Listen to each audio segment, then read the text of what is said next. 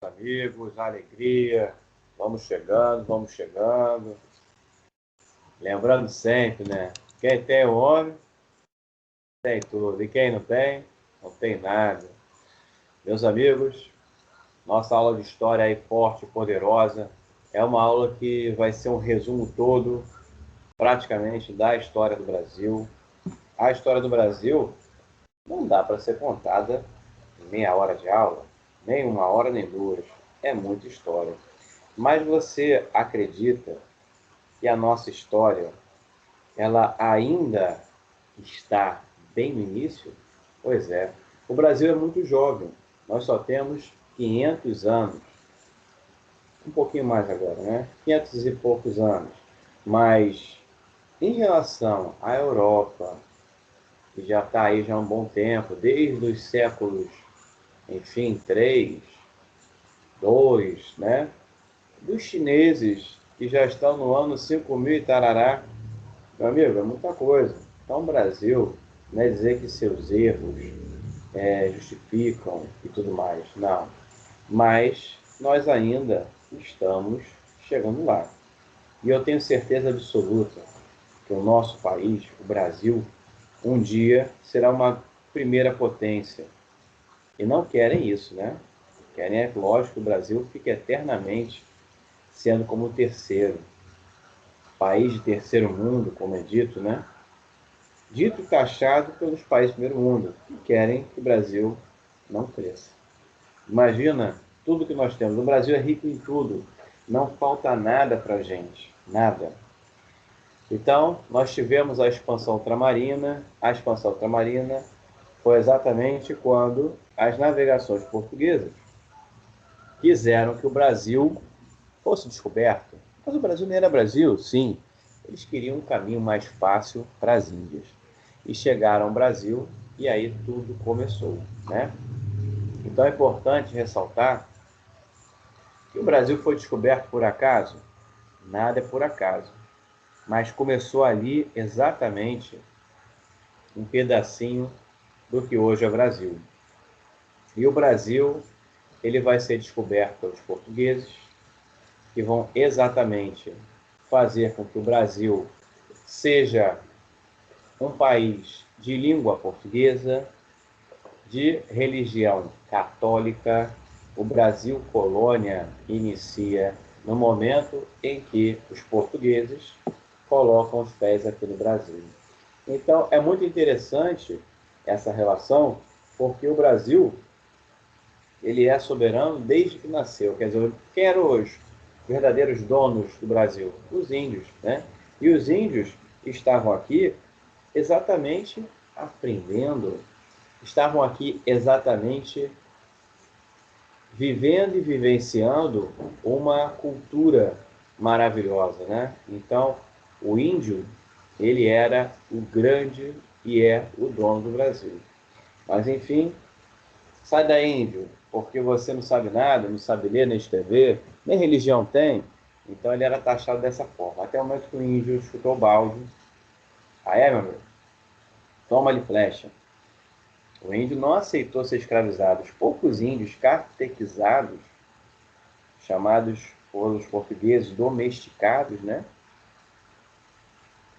apoiaram os portugueses em algumas coisas, mas a maior parte dos índios não aceitou ser escravo. Não era da natureza do índio ter escravos.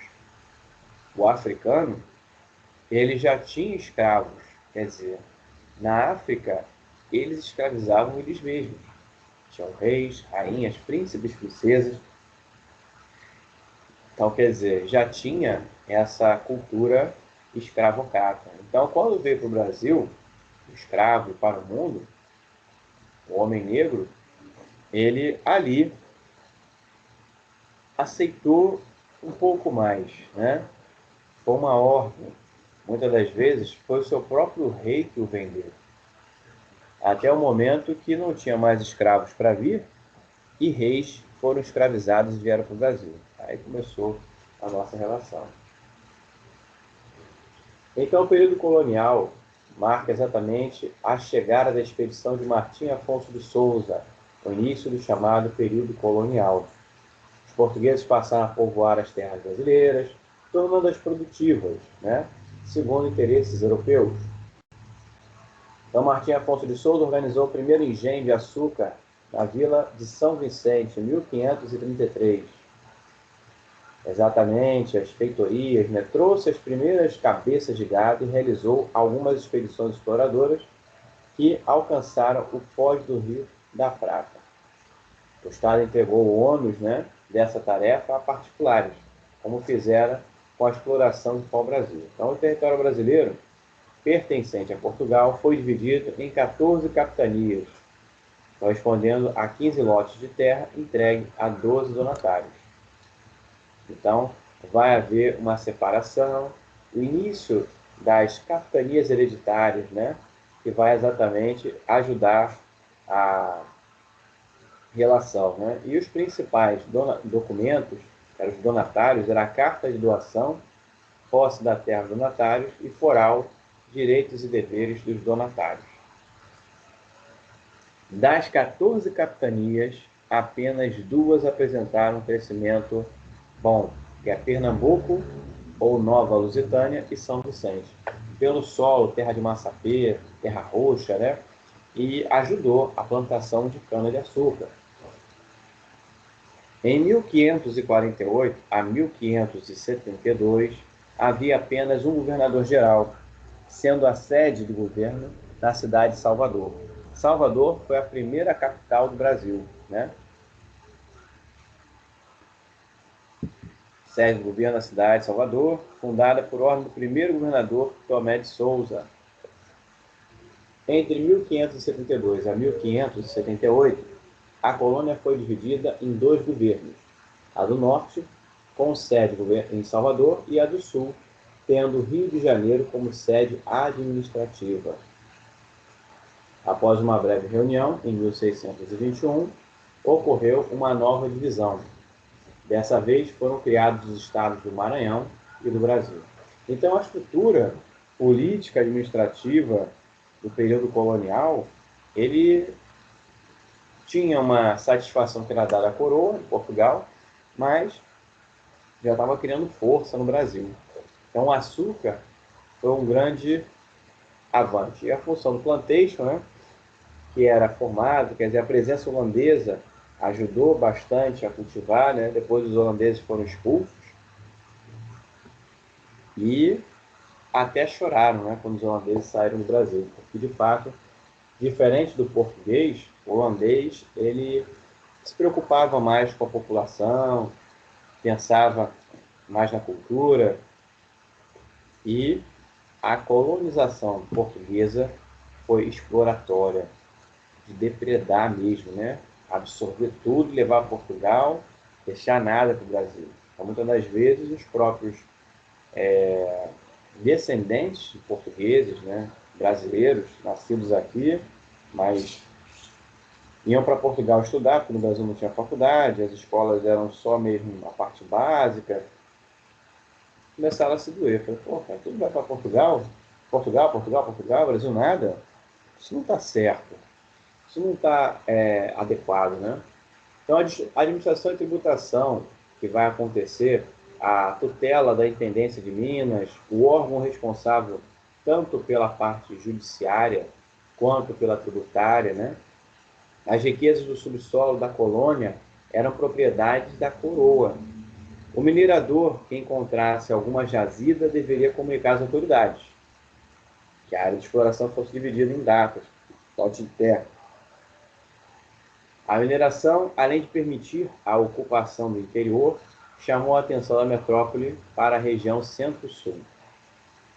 A sede administrativa da colônia, transferida de Salvador para o Rio de Janeiro, aumentou-se ao mesmo tempo a fiscalização sobre o comércio aurífero, né?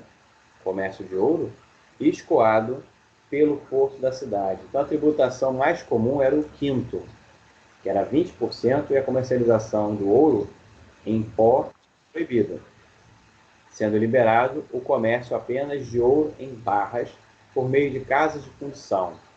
Aí entra a revolta dos irmãos Beckman lá na frente, né?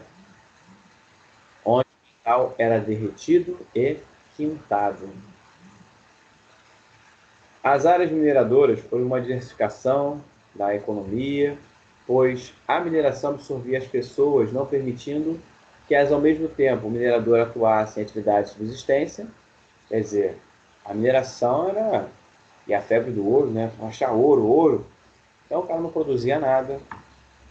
Quer dizer, era só extrativismo do minério. Então, quer dizer, tinha que ter ali alguém que tinha que plantar alguma coisa, né? Então, surgiram assim diversas atividades paralelas à mineração, como artesanato, comércio, agricultura e de subsistência, né? As transformações coloniais, o pacto colonial ainda era mantido, e a mineração não retirou a economia portuguesa da estagnação. Aí vem o Tratado de Methuen, em 1703, assinado entre Inglaterra e Portugal. Os portugueses fosse muito interior das importações, criando um elevado déficit comercial. Nessa, eles tinham um coberto pelo ouro extraído da colônia e enviavam para a Inglaterra, que acumulou o capital, o qual foi posteriormente investido na Revolução Industrial, né? Aí fala-se bastante, pô, tá cometendo erro de português, cara, tá sendo português, porque Portugal deu muito mole. Portugal deu dinheiro assim para a Inglaterra, para outros países, perdeu terras para a Espanha, quer dizer, é complicado, né? Complicadíssimo. Então a pecuária, bovina, outras explorações vão estar firmes nesse período também, tá? A criação exigia poucos investimentos do gado, né? Em contingente de mão de obra bem inferior aos da agricultura comercial ou da mineração. Daí predominarem os trabalhadores livres nessa atividade, os boiadeiros, né? Outras explorações foram desenvolvidas em atividades econômicas importantes, mas bem menor. Plantio de fumo, exploração das drogas do sertão, fumo, tabaco, na Bahia, até hoje existe essa plantação. As drogas do sertão, que é o cacau, o guaraná, salsa, parrilha, que eram extraídas principalmente na região amazônica, onde os jesuítas e outros colonizadores as adquiriram dos índios, né? Então, quer dizer, aqueles índios que conseguiram ser domesticados, era mais difícil. Na estrutura socioeconômica, nós temos as câmaras municipais e a economia colonial, né? O Tratado de Tordesilhas, que foi uma grande falha de Portugal, né? O Tratado de Tordesilhas e a divisão do globo entre Portugal e Espanha, Brasil, colônia de exploração a fornecer riquezas para Portugal. Então, Portugal e Espanha se lançaram ao mar. Portugal primeiro, entendeu? Portugal tinha que ser o pioneiro, tinha que ser a maior marinha do mundo. Ele criou, palma português, né? Ele criou a escola de Sagres. Foi Portugal que desenvolveu tecnologias astrolábias para ir ao mar. Antes não tinha, era só estrela ali lá e se atravessar a linha do horizonte vai cair no poço eterno do mar. Quer dizer, ainda acreditava-se nisso. Português não, desbravou, enfrentou e foi. E é assim contra o Brasil. É aquilo, né? Papagaio faz, periquito que ganha fama, né? A Inglaterra se tornou a maior marinha do mundo mais à frente. A Espanha superou, investiu fortemente. E o mundo foi dividido em Portugal e Espanha. Irritou bastante outros países, né? Porque essa divisão do globo, como é que pode Portugal e Espanha ser donos de tudo, né? Mas chegou um momento que eles ficaram muito bem. O Brasil é colônia de exploração, porque só fornecer riquezas de Portugal. Isso aí era péssimo. Você trabalhar num país eternamente para seu trabalho não ser valorizado, complica, né? E o Pacto Colonial, ou exclusivo metropolitano, segundo o qual a economia só poderia manter relações econômicas com a sua metrópole, um país colonizador. Então nós temos o pau-brasil como fonte de energia, nós temos o pau-brasil como fonte de energia, nós temos o açúcar, a mineração e o engenho, né? O engenho, propriedade rural, onde se plantavam cana e se produzia o açúcar, cujo proprietário era chamado de senhor de engenho, o primeiro chamava-se Engenho do Governador, fundado em São Vicente, litoral paulista, o Martim Afonso de Souza. Depois, as divisões do engenho, né? Nós tínhamos a Casa Grande, era a senzala onde os escravos dormiam, a capela, celebração de ofícios religiosos, e o engenho, é onde tinha a moenda, a caldeira, a casa de purgar, onde a cana era moída a se transformar em açúcar. A mão de obra predominante era a escrava. Então, quando o escravo veio para o Brasil, né, ele vai entrar com força na mão de obra. Se nós temos a agradecer a alguém por tudo que o Brasil é aos negros africanos que vieram para o Brasil. Então, o nosso sangue negro, a nossa força, vem de lá. A religião trazida por eles, o candomblé, né, a cultura, o samba, o molejo, o swing, isso tudo veio do negro africano. Então, quer dizer, ele não vem só para trabalhar, ele traz a sua belíssima religião, ele traz a sua cultura, ele traz a sua força. Porque o brasileiro é forte, né? Devido à Covid-19, nós estamos passando aí. Muitos morreram e tudo mais, e infelizmente vão continuar morrendo, mas mesmo assim, a diversidade genética nos faz ser um país forte. Nós tivemos na Europa cidades que praticamente foram dizimadas. Mas por quê? A maioria tem descendência branca, né, europeia, miscigenação muito, muito pouca. A doença devastou.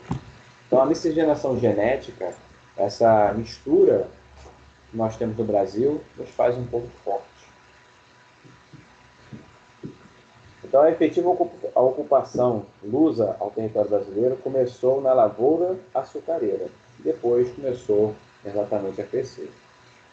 Ok? Muito bem.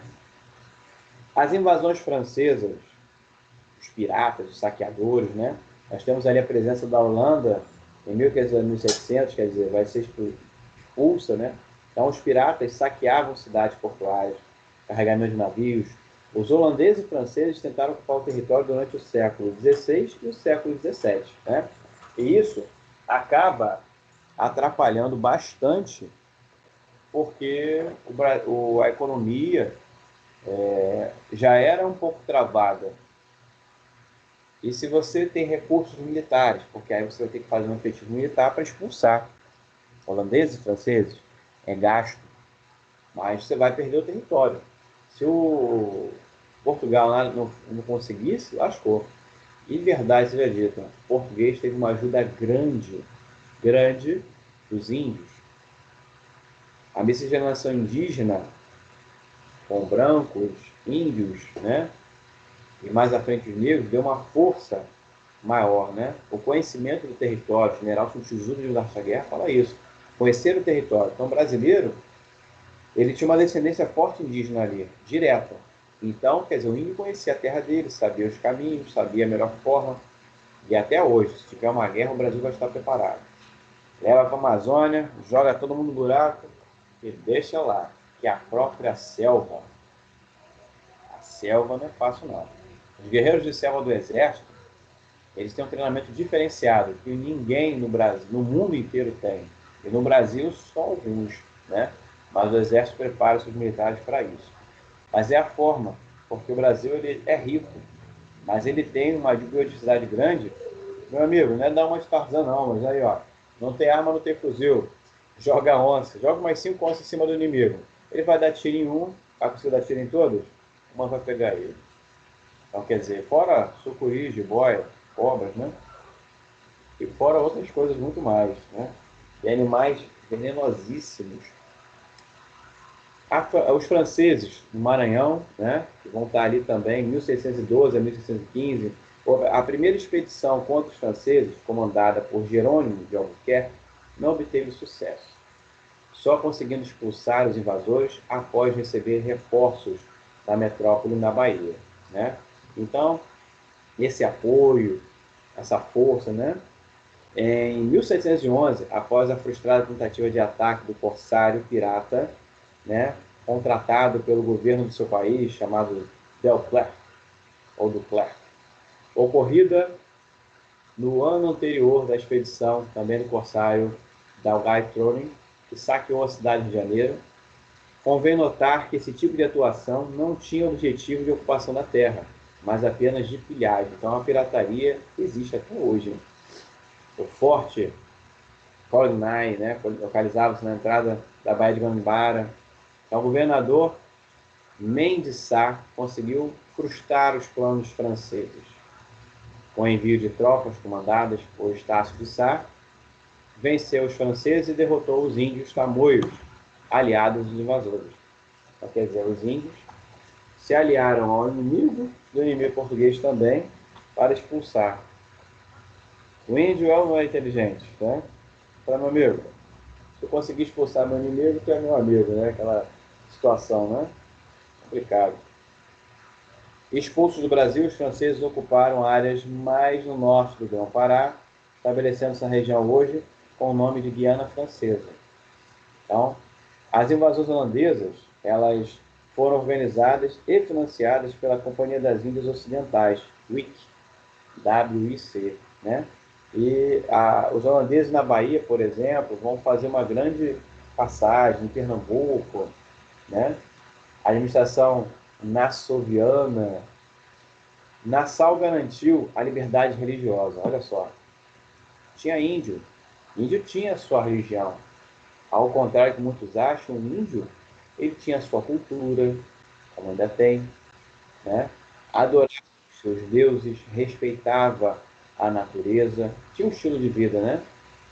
Maurício de Nassau fez o que? Não, cada um tem seu estilo religioso, até porque os holandeses, né? Eles tinham sua religião, Portugal é extremamente católica, né? Então, permitiu a participação de senhores de engenho nas câmaras dos cabinos, espécie de câmara municipal dos moldes holandeses, né? Trouxe para Pernambuco vários cientistas, arquitetos, artistas plásticos, o que impulsionou pesquisas sobre fauna e flora da região e provocou um grande embelezamento urbano de Recife e Olinda. Quer dizer, o português veio aqui para detonar o Brasil. O holandês veio aqui para ganhar dinheiro, mas colonizar. A Holanda é um pedacinho, né? E olha a imensidão que era o Brasil. Foi assim nos Estados Unidos, olha os Estados Unidos hoje, né? Foi uma colônia de povoamento. Outros países que também inicialmente eram colônias de povoamento. O Brasil até hoje é explorado pelo mundo, até hoje. Quando ocorre a insurreição pernambucana, marcou a expulsão dos holandeses no Brasil e foi o primeiro grande movimento nativista, no qual se uniram o branco, o negro, o índio e uma causa comum. Como líderes foram índio Felipe Camarão Poti, né? O branco André Vidal de Negreiros e o negro Henrique Dias. Diversos combates marcaram o episódio, né? A Batalha do Monte das Tabocas, tomada de Olinda, Primeira Batalha dos Guararapes em 1648, a Segunda Batalha dos Guararapes em 1649 e, reunidos no engenho de São João, os líderes insurretos de Pernambuco assinaram um compromisso para lutar contra o domínio holandês na capitania em 15 de maio de 1645. Então, as consequências dessa presença holandesa, né, ajudou bastante a formação de uma sociedade mais urbanizada em Olinda, porque sempre foi uma sujeira a colonização de Portugal, tudo a modo alavanteiro, né, vai que dá. Você vê que essa herança colonial portuguesa, até hoje no Brasil, não, sai, deixa para lá. O holandês não, o holandês ele tinha uma organização. O surgimento de um sentimento nativista, quer dizer, português, ele não gostava nem de Portugal. Para começar, Portugal, para eles não fazia, eles queriam fora, eles queriam estar na Europa, ostentação, usufruir do Brasil e voltar para a Europa, não necessariamente somente para Portugal, mas para a Europa. Então, o surgimento de um sentimento nativista, devido à união de diversos grupos sociais e étnicos durante a insurreição pernambucana, a retirada holandesa provocou a decadência da atividade açucareira. Os fazendeiros ficaram apenas com recursos próprios. A introdução da cultura de cana pelos holandeses, suas colônias no Caribe, na América Central, gerou uma concorrência forte. Eles saíram do Brasil, mas se estabeleceram no Caribe, né? Então gerou uma concorrência de consequências negativas na economia brasileira. A história do Piratas do Caribe, né? Aquele filme, mais ou menos aí, né? A sociedade colonial era açucareira no Nordeste e mineradora em determinadas regiões do interior, sempre com participação de três elementos étnicos: brancos, negros e índios. A sociedade mineradora do século XVIII, a base da sociedade açucareira, era composta pelos escravos, verdadeiras máquinas para o trabalho, a ponto de Antonil, jesuíta, autor da cultura e opulência no Brasil, né, compará-los às mãos e aos pés dos senhores de engenho, né? Quer dizer, a força estava ali. E a expansão territorial do Brasil vai exatamente... O território brasileiro resultou de uma conquista preenchida pelos colonizadores portugueses entre o final do século XVI até o século XVIII. O elemento motivador dessa expansão em Tordesilhas foi o mesmo que alimentou o expansionismo europeu no século XV e motivou a colonização do Brasil no início do século XVI, em busca de terras que pudessem complementar a economia metropolitana. Tá? Então, essa relação grande de fatos históricos, né? A conquista do Vale Amazônico, a conquista do sertão, quer dizer, foi avançando, avançando, até a interiorização da colonização. Aí entra o bandeirantismo, a entrada de bandeiras, né? O ciclo do ouro de lavagem, o ciclo do sertanismo de contrato, que vai ser com a diminuição do ouro de aluvião, né? Garimpo, né? A recuperação das áreas fornecedoras de mão de obra africana pelos portugueses, provocando uma desvalorização do escravo índio. Os bandeirantes, vicentinos, passaram a dedicar-se à ação repressiva contra as populações indígenas e de negros, aquilombados, né, que ameaçavam o processo colonizador. Já tinha ali a resistência, né? É feita a formação de fronteiras, tratados de limites, né? Aí tem o Tratado de Lisboa, em 1681, os espanhóis devolveram a colônia do Santíssimo Sacramento aos portugueses. O Tratado de Tordesilhas foi uma coisa assim absurda, né? Você olhando hoje, né, o que foi o Tratado de Tordesilhas, é como eu disse, né? O Brasil se lascou de verde e amarelo, né? Tá lascado, né? Como diz aí Rangel, né? Então você vê, poxa, o Brasil, o que tem? Não tem nada, né? E a Espanha tinha quase tudo. Então foi um tratado assim que, puxa vida, né? E de fato, o português ganhou a fama, não foi à toa, né? De inteligente. Mas olha aí, eles tinham uma ideia de mundo, né? O mundo foi dividido entre Portugal e Espanha. Só que a parte espanhola tinha muita coisa. Então o Tratado de Utrecht, de 1713 a 1915, a colônia de Sacramento foi devolvida aos portugueses e garantiu-se a posse do Amapá para Portugal. O Tratado de Madrid, 1750, com a utilização do princípio do uti possedis. Quem tem posse da região possui a soberania sobre ela, né? Defendido pelo Alexandre de Gusmão, tanto os 7 povos das missões quanto a colônia de Sacramento deveriam pertencer a Portugal. O descontentamento dos jesuítas, dos 7 povos de missões, deram origem à grande Guaranítica, de 1745, o Tratado de Pardo, 1761, o Tratado de Saint-Ildefonse, em 1717, né? 7 povos das missões, e o Tratado de Badajoz, 1801, que retornou às determinações do Tratado de Madrid após o ataque dos gaúchos aos 7 povos das missões e a saída dos jesuítas da região. Então, as fronteiras do Brasil atual só foram defendidas no final do século XIX e início do século XX, com a anexação do Acre em 1903 e a definição dos limites com as Guianas em 900 e 904, com a Argentina em 1895.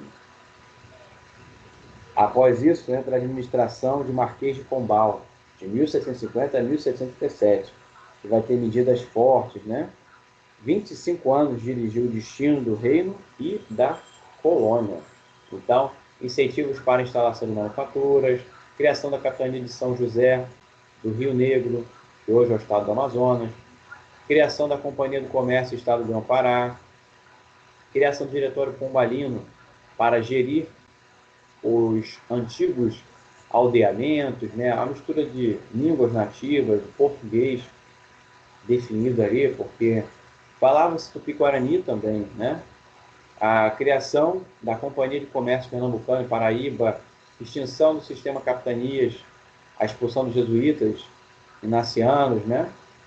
Criação da derrama com a finalidade de obrigar os mineradores a pagar impostos atrasados, transferência da capital da colônia de Salvador para o Rio de Janeiro, aí definitivamente, né? Em 1707, a morte de Dom João I, subiu ao trono Dona Maria I, que afastou Pombal do governo. O monopólio das capitanias, do comércio foi suspenso e um alvará proibiu a produção manufatureira da colônia, com exceção do fabrico de tecidos grosseiros para uso dos escravos. Então, nós temos uma relação grande aí e, de fato, o Brasil ele vai dar uma avançada forte. Os movimentos emancipacionais, né, que vão ter as rebeliões do período colonial, as rebeliões do período colonial vão ter um avanço forte, mas a Revolução Industrial vai dar uma ampliação, né? Então, a Revolução Industrial exigia uma ampliação das fronteiras comerciais, porque significava que a eliminação do pacto colonial e de todas as práticas econômicas dele decorrentes, monopólio, companhias, iam atrapalhar os negócios, né? E até que se chegasse ao rompimento de laços do Brasil com Portugal, em 1822, várias tentativas de emancipação ou de contestação política colonialista foram organizadas, né? Então, a aclamação de Amador Vilhena, 1641, no século XVII, o preenchimento de índios constituía-se numa atividade rentável. Então, fornecer mão de obra para proprietários de São Vicente, quer dizer, escravizar os índios, né? A Conjuração de Nosso Pai, 1666. O centro da revolta foi o Porto de Recife, século XVII. Atenção, isso é bizonho. Quando o capitães de Pernambuco lutava para reconstruir suas principais cidades, Recife e Olinda. Os senhores de engenho de Olinda, devido à sua contribuição na expulsão dos holandeses, queriam reconhecimento por parte da coroa portuguesa. A revolta dos irmãos Beckman, das casas de fundição, né? Vai ser exatamente um conflito, populações indígenas, né? A participação também do padre Antônio Vieira, que entra na literatura ali, né? No período do Barroco, a companhia não conseguia fornecer escravos em número suficiente para a região e mercadorias para o comércio local. Não eram de boa qualidade. A extinção da Companhia de Comércio do Maranhão, Guerra dos Emboabas, a descoberta de ouro pelos bandeirantes paulistas, ocorreu um afluxo populacional para a região. Conflitos entre paulistas e recém-chegados, né, pela posse da exploração das minas. Guerra dos Mascates, ocorreu na então Capitania de Pernambuco e é considerada como um movimento nativista pela historiografia. A economia da região encontrava-se em crise devido à baixa do açúcar, mercado internacional e a concorrência do açúcar produzido pelos holandeses nas Antilhas. A revolta de Filipe dos Santos, né? Ali, organizada pelo minerador também, né? Em cima da circulação do ouro em pó, em pepitas, tornou-se um crime contra o Estado, né? Os quilombos dos Palmares, movimento, tentativas emancipacionistas, Inconfidência Maneira, tudo isso aí vai, de fato, só deflagrar o que precisa, né? O Brasil definir aí, vai ser colônia eternamente? Portugal faz o que fez, né? Está mandando dinheiro, está sendo explorado, né? Mas aqui já tinha já uma identidade, as pessoas já moravam aqui, gostavam do Brasil e tinham o seu, a sua vida, as suas terras, né? A Inconfidência Baiana, também chamada de Confederação dos Alfaiates, ocorreu na Bahia. Fala-se que a Inconfidência Mineira era uma inconfidência mais para os ricos, é uma inconfidência ligada ao pessoal da alta, né? E a Inconfidência Baiana já vai ser uma inconfidência mais humilde, então, mais ligada como se fosse assim, né? A Inconfidência Mineira, só alto escalão, coronel, capitão, e a Inconfidência Baiana, cabos, soldados, sargentos, né? Então, mais ou menos relacionado a isso aí. Então, a Inconfidência Baiana, também chamada de Confederação dos Alfaiates, ocorreu na Bahia, e diferente do movimento ocorrido em Minas Gerais, ela apresentava uma composição mais popular, né? Dos 34 confidentes, 23 eram mulatos, ou negros, ou escravos, alforriados. Os demais eram soldados ou artesãos, tá? A Revolução Pernambucana, conspiração de Suassunas, em 1881. Essa conspiração de Suassunas, às vezes eu vejo pouco falar, isso é muito importante. Revolta de Suassuna, revolta que se registrou em Olinda no começo do século XIX e foi influenciada pelos ideais do Iluminismo e Revolução Francesa em 1789. Né? Encontraram pelas duas grafias, né? Suassunas e Suassunas com C cedilha. As revoltas tornavam claras as insatisfações dos colonos contra os desmanos de Portugal. Né?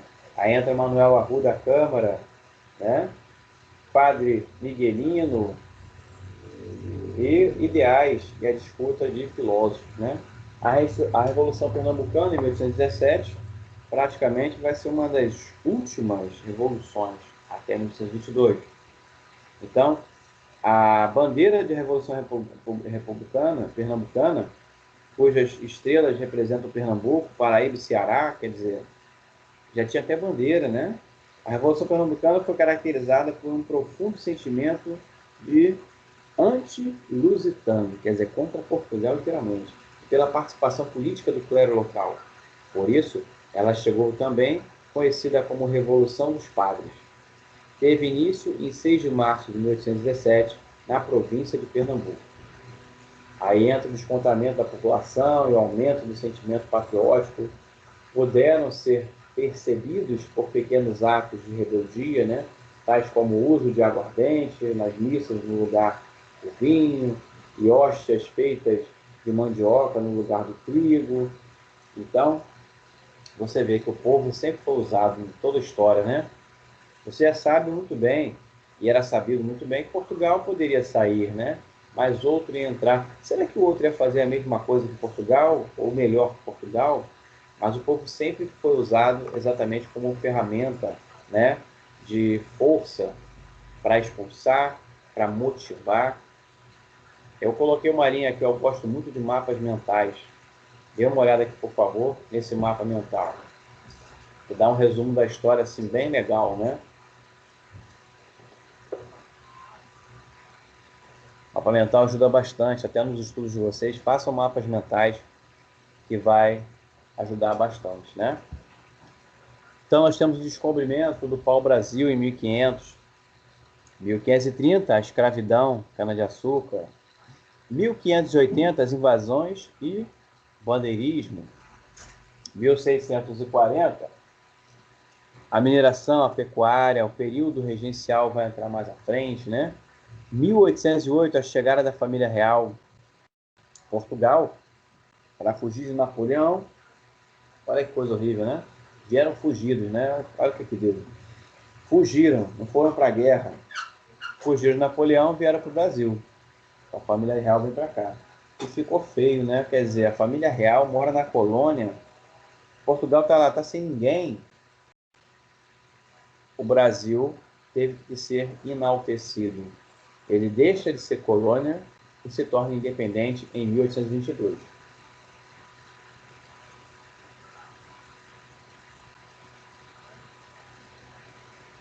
primeiro reinado.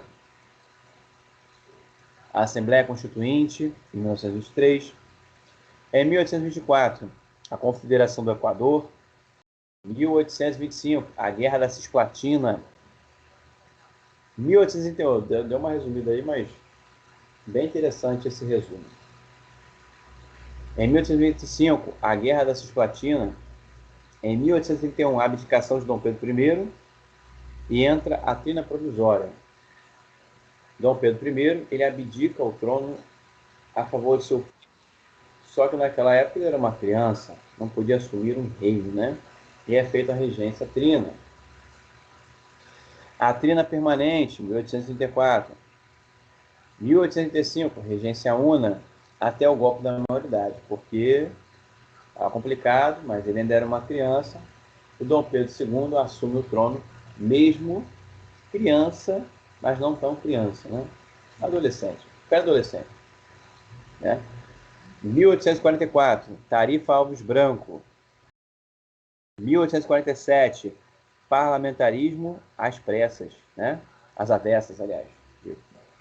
1850, Lei Eusébio de Queiroz. 1838, Lei Áurea e crise do Império. 1889 a 1891, Deodoro Floriano Peixoto, militares. Então, aqui nós temos Princesa Isabel, filha de Dom Pedro II, acabando com a escravidão, né? Ajudou fortemente a monarquia perder força, os movimentos republicanos, quer dizer, o Brasil era um dos poucos países que ainda tinham reis, né? Reis, príncipes, princesas. Outros países até tinham, mas o poder não era absolutista, né? Um reino absolutista, que manda e desmanda, faz o que faz. O presidente da República, atualmente, tem muitos poderes absolutistas ainda. E ele é um presidente. E são as medidas provisórias. Ele dá uma ordem, tem que fazer.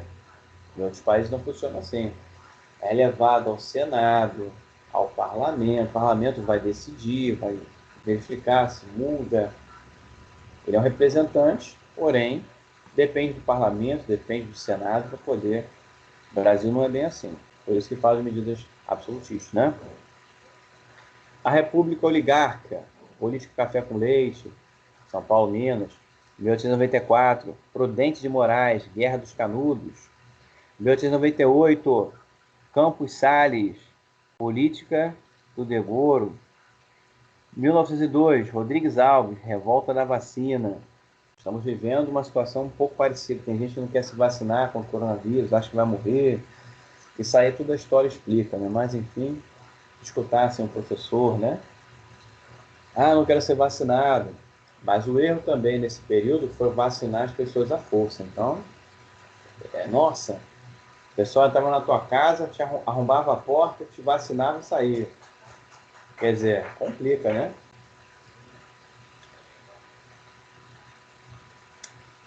Em 1906, nós temos ali, Alonso de Pena, quer dizer, o contrato de Taubaté. 1909, Nilo Peçanha. 1910, Hermes da Fonseca, revolta da Chibata, né? 1910. Ah, professor, essa revolta da Chibata a revolta da Chibata vai ser os marinheiros, né? Revoltosos ali, porque na Marinha do Brasil, herança portuguesa ainda, e herança escravocrata, né? Os marinheiros, cabos, eram chibateados se tivessem punição, como se fossem escravos, né? Então a Marinha, manchada nisso também, teve essa revolta, né? 1914, né? Ali Brás. 1919, Epitácio Pessoa.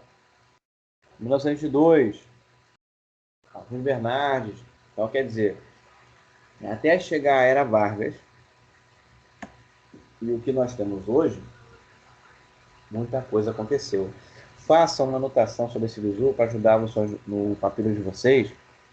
Em cada tópicozinho desse, dê uma estudada sobre isso e faça um resumo breve. Ajuda bastante para você botar a casa em ordem até chegar ao momento que nós temos, que é a nova república, né? Muito bem. Essa relação de período regencial, colonial, é muito interessante. Então, nós vivemos num Estado moderno, né? Uma ideia-chave de tudo que está acontecendo. O período regencial vai de 1831 a 1840, né? Enquanto Pedrinho não atingisse a maioridade, a Constituição estabelecida que o país fosse governado por uma regência, né? Nesse momento, a vida política do país estava dominada por três grupos, né? O período regencial vai estar muito ali. O Brasil Império vai ser exatamente na metade do século XVIII a mais importante núcleo econômico do Brasil.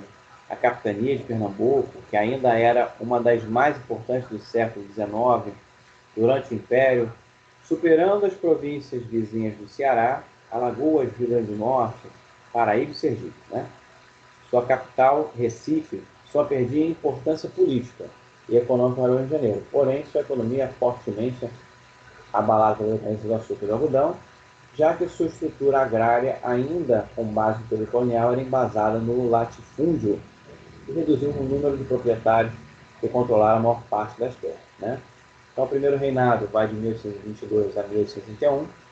A independência do Brasil não representou nenhuma alteração para a grande massa da população brasileira, que ficou à margem de todo o movimento, né?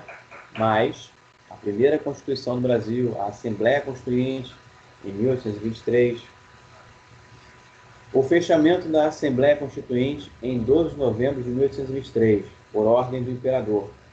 Noite da agonia, terminou com a prisão e o desterro de vários deputados, né? Então, a Confederação do Equador, em 1824, que trata exatamente do movimento revolucionário de caráter emancipacionista e republicano ocorrido em Pernambuco, que foi a principal reação contra as ideias absolutistas e a política centralizadora de Dom Pedro I, até chegar exatamente ao período regencial, em que ele abdica a favor de seu filho. Entra a liberação dos moderados, né, exaltados e muito mais.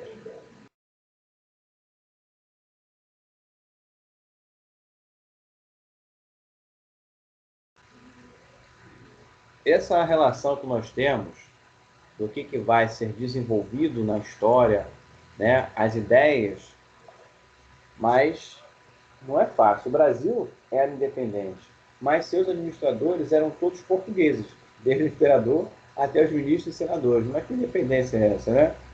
Estranho. Então, o período regencial, até chegar à trina provisória em 1831, a trina permanente em 1831 a 1835, a UNA de Padre Feijó de 1835 a 1817, a UNA de Araújo de Lima de 37 a 1840, os moderados, os exaltados, os restauradores ou caramurus, né, eram quem lutavam ali. Então foram essas facções que passaram a disputar o poder. Após 1831, a situação social e econômica do nosso Nordeste não estava nada boa e o pessoal não estava satisfeito com as regências, né? Aí ocorreram as revoltas do período regencial. Cabanagem, Sabinada. Cabanagem ocorreu no Pará e contou com a participação de camadas populares, de organizações, de movimentos de oposição, né? Que era exatamente isso, essas camadas compostas por escravos, por massa de homens livres, índios mestiços, que viviam em cabanas à beira dos rios. Sabinada, o movimento foi liderado pelo cirurgião Francisco Sabino e Álvares da Rocha Vieira, o rei de Salvador. Esse movimento foi um protesto contra a lei interpretativa e a prisão do líder Farroupilha Bento Gonçalves, em Salvador. Balaiada, de 1838 a 1941, ocorreu no Maranhão e atingiu parte do Piauí. E seu nome é uma referência a um dos seus livros. Farroupilha, 1835 a 1845. a política do regresso, né? Diante da ameaça, da fragmentação territorial do império, da perda do poder.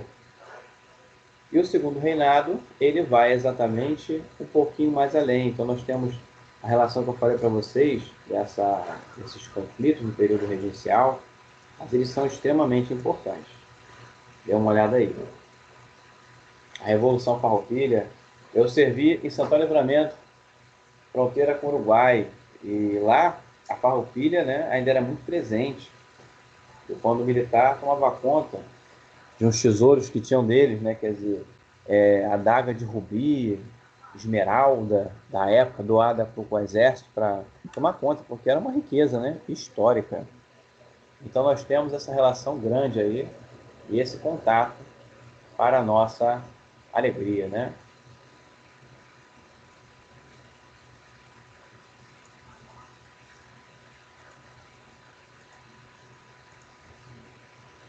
Já o período imperial, ele vai ter exatamente o primeiro reinado, a Constituição de 1824, mas como eu disse, né? Poxa, houve a independência, mas todo mundo era português.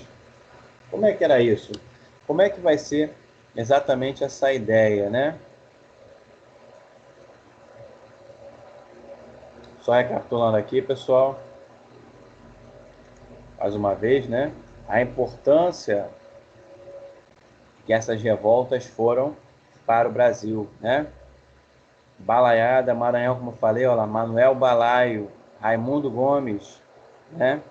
Cosme, a insatisfação do presidente, olha lá, a insatisfação das autoridades, revolta dos liberais, altos impostos, quer dizer, praticamente todas essas revoltas, elas tinham os mesmos problemas, a insatisfação com a colonização portuguesa, com o império, né?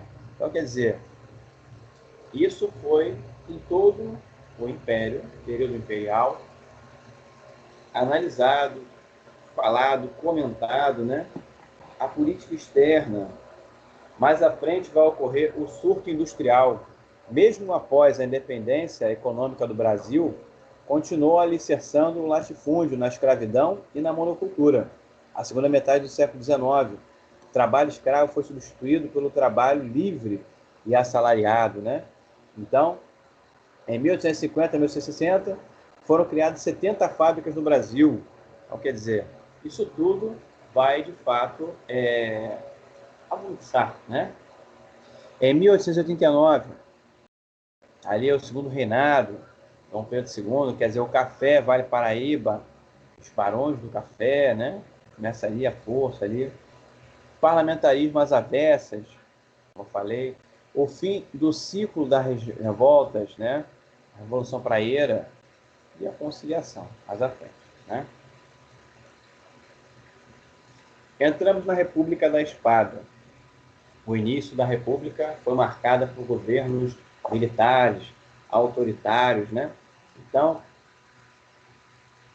o Brasil ele precisava de um avanço e, de fato, nós tínhamos ainda muitos portugueses, né?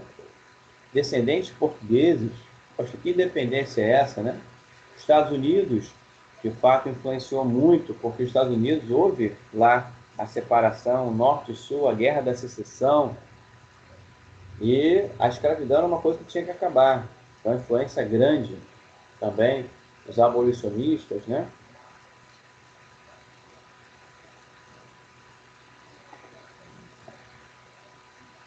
Logo após a proclamação da República, Marechal Deodoro da Fonseca assumiu a presidência do país, chefiando o governo provisório, né? Então, a República da Espada. Vai lembrar que a corrente evolucionista predominou. Dentre os jovens oficiais do Exército também pairavam os ideais republicanos, influenciados pela doutrina positivista, né, de Auguste Comte. Esses oficiais eram liderados por Benjamin Constant, e a tentativa sempre de reduzir a oposição cada vez maior ao ministro Afonso Celso de Assis Figueiredo, Visconde de Ouro Preto, né? Tentou ali se estabelecer em meados de 1839. Então, autonomia para províncias, mandados militares não vitalícios.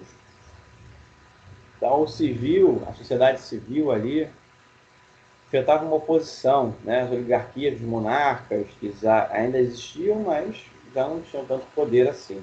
As monarcas ainda estavam no Brasil. A família real portuguesa, que depois do Brasil, Portugal e Brasil, né? Está no Brasil até hoje, mora em Petrópolis. Constituição de 1891 foi promulgada e é a primeira da República e a segunda do país, né? O encilhamento, né? O encilhamento, o ministro da Fazenda era o jurista baiano Rui Barbosa, que achava que o único obstáculo para a industrialização brasileira era a falta de crédito, o que levou a autorizar alguns bancos privados a emitirem papel moeda, ampliando o crédito. Isso aí foi um erro violento. Quer dizer, se tem muita moeda no mercado, a moeda desvaloriza. Se tem pouco moeda, a moeda valoriza, fica cada vez mais, né, preciosa. Desvalorizou ali o dinheiro. Então, em 3 de dezembro de 1991, Deodoro fechou o Congresso Nacional e decretou o estado de sítio, prometendo novas eleições e uma revisão constitucional.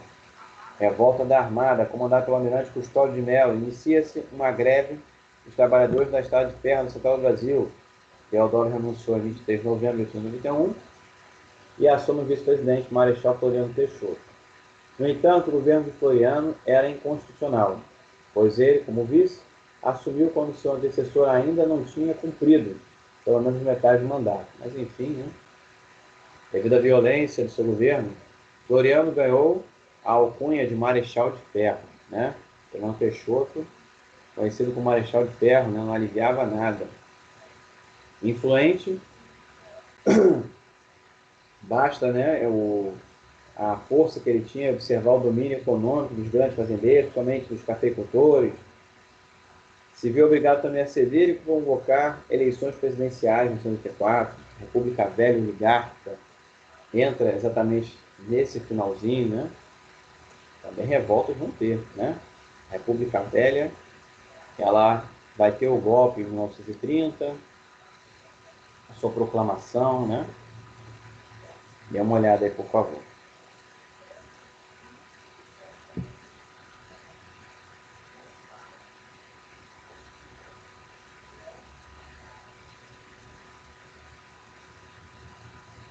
O ponto alto da guerra foi quando os federalistas se juntaram à revolta da Armada. Então, a revolta da Armada, ela vai ter exatamente um estopim, né? A guerra, na verdade, é exatamente isso, né? Muitas coisas estão acontecendo naquele momento, muitas insatisfações. Aí alguém faz o levante, levanta a espada, aí começa. Às vezes, você não é nem militar e nem a favor daquela causa, mas você abraça a causa. E aquilo, a maioria das guerras, ganham reforços exatamente dessa forma. E depois tem que haver um processo. Eu te apoiei na guerra, você também tem que me ajudar assim, assim, assado. Senão, não funciona. Então entramos na República Oligárquica, República Velha, né? Bem conhecida dessa forma. Ela vai até 1930. Então, o voto era aberto e as eleições manipuladas pelo chefe local, coronelismo, né? E permitia ampla fraude eleitoral em seus domínios políticos, conhecidos como currais eleitorais. Prudente de Moraes, entra aí. Ocorre a Guerra de Canudos. Prudente de Moraes, ele é conhecido como pacificador, né? A Guerra de Canudos, faziam-se críticas ao governo republicano. Canudos preocupava as elites da época, e tanto a primeira quanto a segunda expedição militar contra Canudos fracassaram antes de chegarem ao local, né? Quer dizer, trabalharam firme e forte. Aí entra Campos Salles, em 1998, 1902, político paulista, criou a política dos governadores. Rodrigues Alves, 1912 a 1906, na política externa, resolveu-se a questão do Amapá, em que foram definidas as fronteiras entre o Brasil e a Guiana Francesa.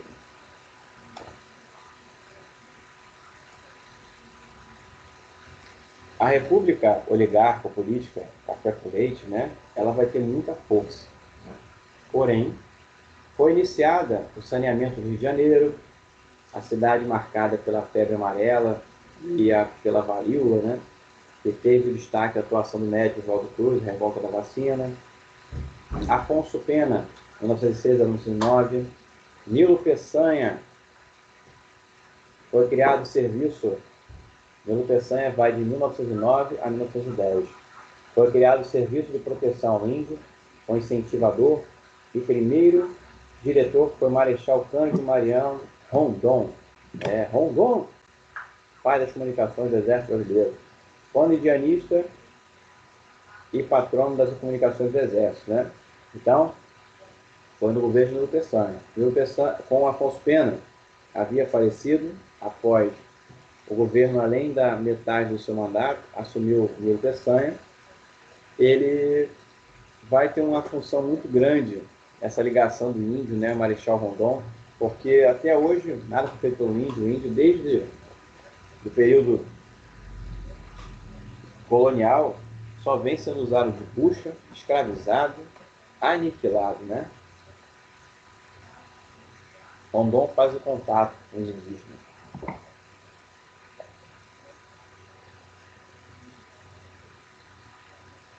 Ciclo da borracha, borracha amazônica, 1998 a 1910. Hermes da Fonseca, 1910 a 1914. O governo de Hermes da Fonseca, que vai exatamente contar com o apoio do presidente Nilo Peçanha, né? Entre as políticas de salvações,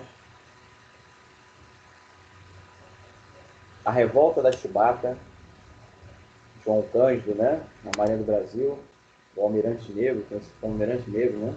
Os seus comandados ameaçavam bombardear a capital federal, o que levou o governo a prometer que iria eliminar as punições violentas e conceder anistia aos rebeldes, né? Quer dizer, ó, o Levante, Almirante Negro. Sedição de Juazeiro. Após as terríveis consequências da Guerra de Canudos, os coronéis da política nordestina passaram a ter os beatos ou qualquer tipo de líder religioso ao seu lado, né? Cangaço, né? O cangaço, banditismo social que ocorreu no interior do Nordeste entre 1970 e 1940, grande lampião, olha lá, grande proprietário rural, né? Os cangaceiros andavam em bandos no sertão do Nordeste, né? O mais famoso dos cangaceiros foi Virgulino Ferreira da Silva, né?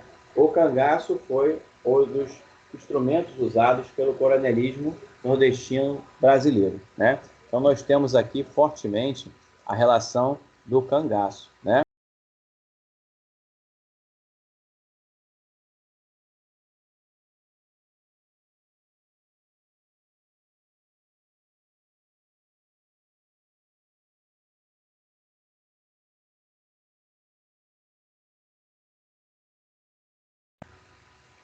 O cangaço vai ser exatamente um momento importante, né? A força ali, né? Então, de início, o cangaço, Lampião, Virgulino Lampião, né? Morto por uma volante, né? Política anti-cangaço. Ele chegou a trabalhar para o exército, né? E depois mudou. O cangaço foi um dos instrumentos usados pelo coronelismo, né? Nordestino, ele era capitão do exército, porém não foi militar, mas tinha essa prerrogativa, esse título, né? Entra Wenceslaus Braz, em 1914 a 1918. Antes de Wenceslaus Braz, retorno aqui, temos a Guerra do Contestado, né? 1912 a 1916. Ocorreu em uma área disputada por Santa Catarina e pelo Paraná. O governo federal concedeu o direito à construtora da ferrovia de explorar 15 quilômetros de cada margem da estrada, o que provocou a expulsão de diversas famílias. né? Então, temos uma relação grande aqui, até chegar ao famoso Vargas, grande Vargas, né? Vencedor os Braz, agora sim. 1914 a 1918, paulistas e mineiros se uniram novamente e conseguiram eleger um novo presidente. Esse novo presidente, ele vai entrar exatamente nessa relação, né? Então, nós temos até 1930 uma oligarquia forte, Minas, São Paulo. Cadê Rio de Janeiro? Rio de Janeiro é só a capital, né? Não tinha essa relação. E a força ali, né, em 1917, por exemplo, explodiu uma grande greve em Santos, São Paulo, ocasionou o anarquismo, o anarcossindicalismo, que acreditava que seus ideais seriam atingidos com a derrubada da burguesia do poder. Isso só seria alcançado por meio de uma greve geral. Rio de Janeiro, onde o movimento operário buscava alcançar reivindicações imediatas, com aumento de salários, quer dizer, antes do Lula ainda. Lula absorveu aquilo ali, ó, inteligentíssimo, presidente Lula. Epitácio Pessoa, 1919 1922. Por ser da região Nordeste, destacou-se em empreendimentos contra a seca. Foram criados diversos quartéis, principalmente nas áreas da fronteira da região Centro-Oeste. Em 1921, as finanças públicas sofreram um forte abalo, pois o café estava um preço bem ali excedente da safra, né? Entra o convênio de Taubaté para segurar isso daí, e a lei da imprensa estabeleceu uma grande censura. O governo defendia os interesses das oligarquias agrárias, principalmente dos cafeicultores. A lei da repressão do anarquismo, né? É uma lei que vem antes da ditadura. Às vezes eu escuto umas coisas assim, não. A lei da repressão do anarquismo é outra coisa. Em 1921, foi criada a Lei da Repressão ao Anarquismo, e a nova lei foi uma ação do governo visando eliminar a influência dos ideais anarquistas da comunicação sindical. Porto Copacabana, bonito lugar, queria servir lá. Levante de Porto Copacabana levou jovens oficiais a se rebelarem contra o presidente Epitácio Pessoa, em 1922, 5 de julho.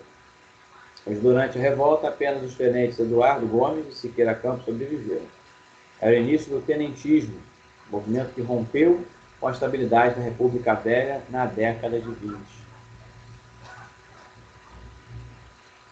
Semana da Arte Moderna, 1922, exatamente, tem um marco histórico forte aí, é o início do modernismo no Brasil, né?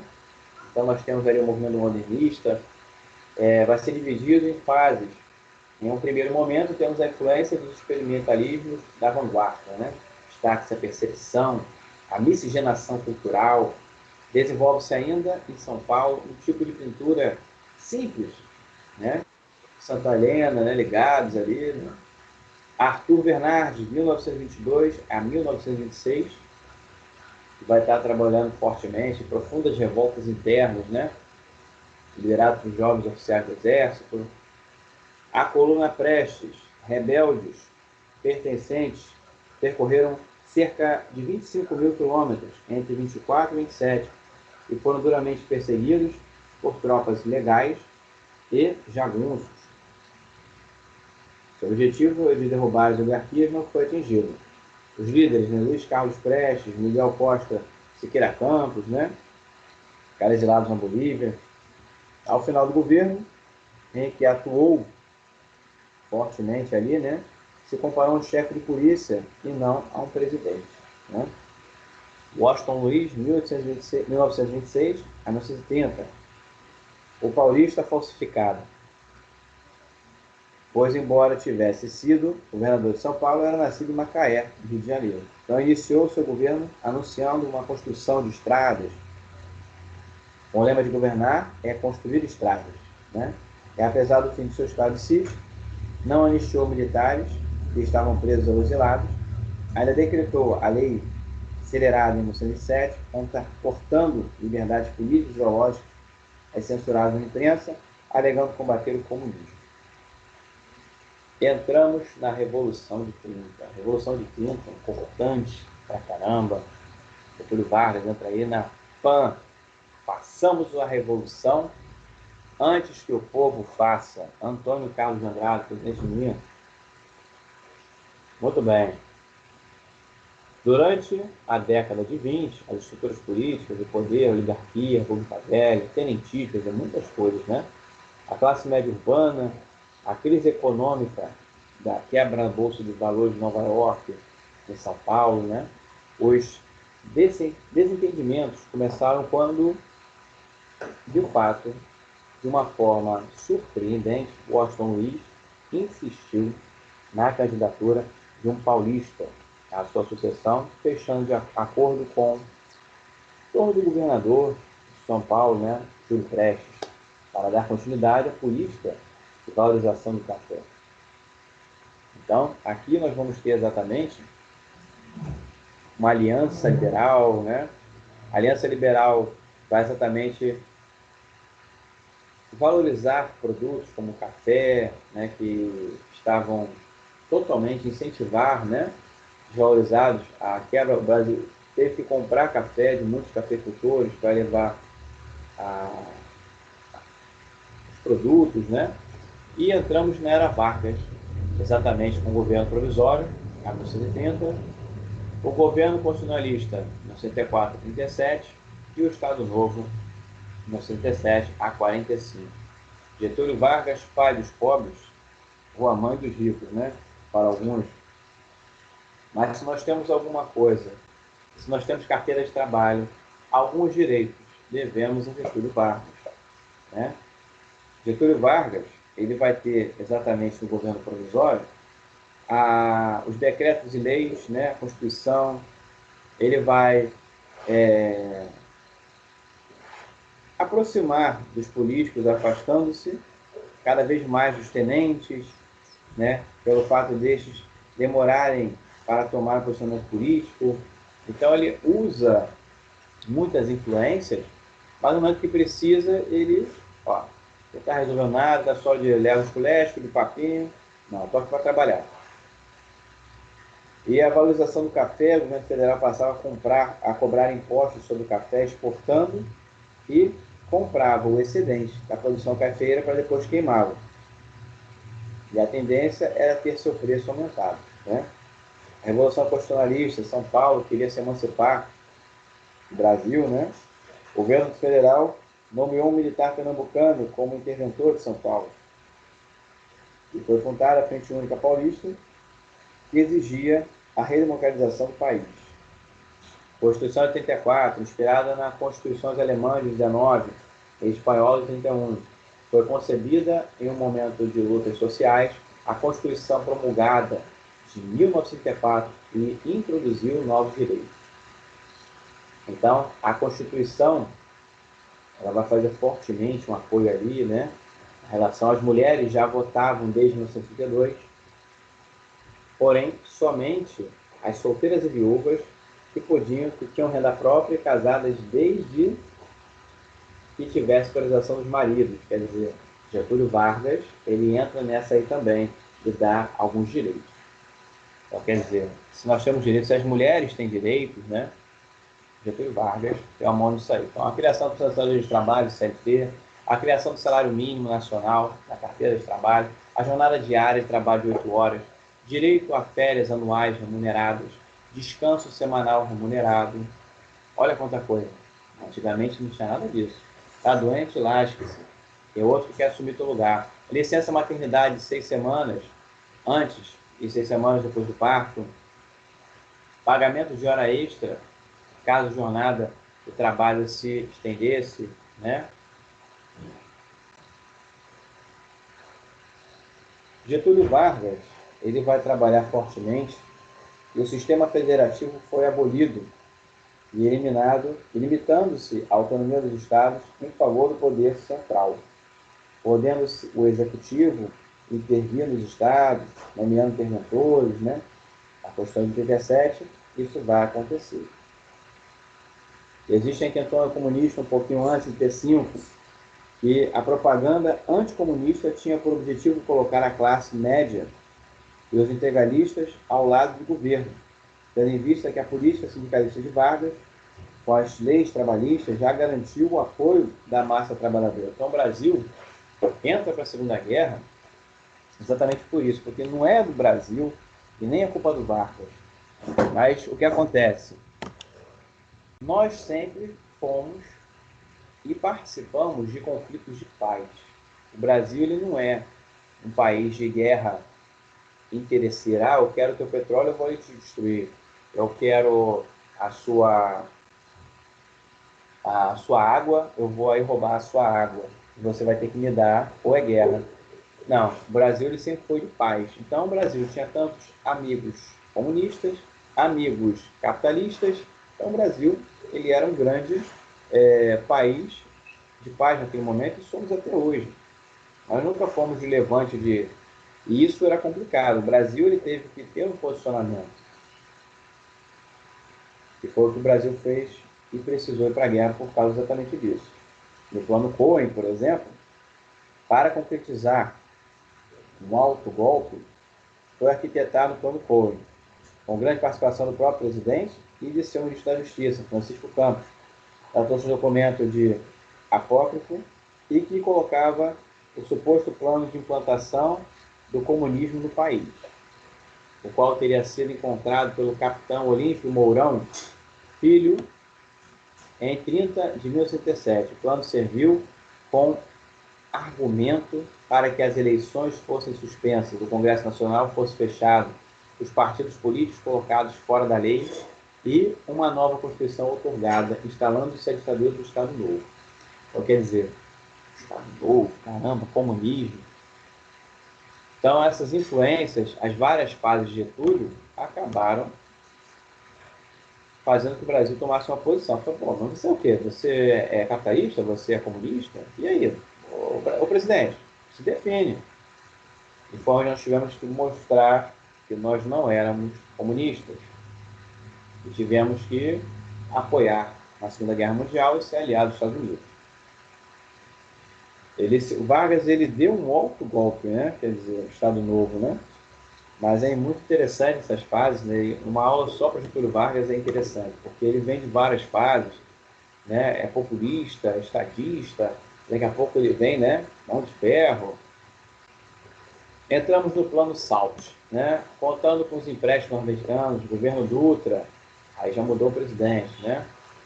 Buscou elaborar um plano econômico que beneficiasse as classes trabalhadoras e também modernizasse a infraestrutura necessária para o aumento de produção industrial. Se nós tivemos indústria também, devemos a Getúlio Vargas, né? Então, quer dizer, tudo isso aí é uma vitória de Vargas. O Brasil entra na Segunda Guerra em 1919, Vargas demonstrava uma grande indefinição, pois vários importantes membros de seu governo eram simpatizantes do nazismo. Quer dizer, ainda tinha nazista aqui, né? Gaspar Dutra vai de até 1950, 46 a 50. Então, ele vai ter o apoio de Vargas, a candidatura de Dutra, mas a maioria das forças políticas derrotou outro militar, né? Brigadeiro Eduardo Gomes, da UDN, que também tinha ideais parecidos. Getúlio Vargas, ele entra no poder mais uma vez, em 51 a 54, e a estabilidade política é muito grande, né? O aumento dos salários em 100% também acaba apertando o governo, mas, de fato, ele tenta sempre fazer alguma coisa, né, Sergio? Foi um grande político do Brasil e o que mais fez pelo Brasil.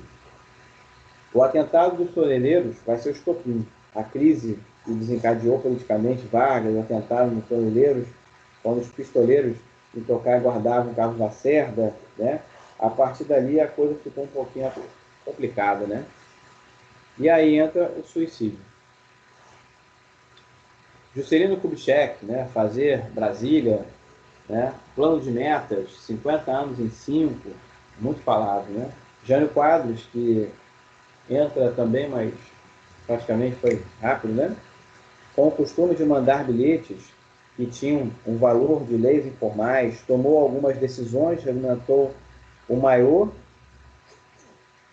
das missas, né? Proibiu o biquíni, né? Estranho, né? as rinhas de galo e as corridas de cavalo em dias úteis e lança perfume no carnaval, né? Ele já era mais severo nesse ponto ali, né? Pudor. João Goulart, a solução chegou, né? Parlamentarismo, tudo mais, né? Mas a crise política vai se agravando, né? A marcha da família com Deus pela liberdade, gerando uma intervenção militar, vai sendo o governo de João Goulart. O comício na Cinelândia pelas reformas da base eleitoral, entramos exatamente nesse processo, né? Então, as Forças Armadas, o golpe militar, ele vai ter uma grande influência nesse período também, né?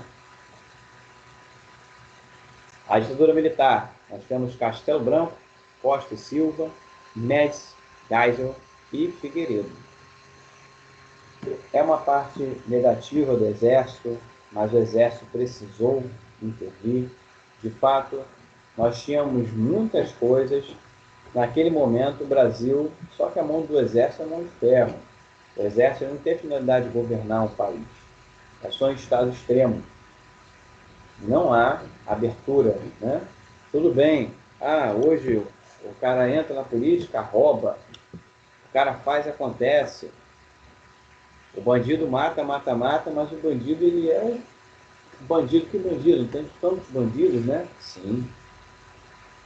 Então é uma inversão grande de valores. Mas, de fato, a palmatória do mundo não pode ser o militar. O militar, ele serve para o quê? Ajudar o país.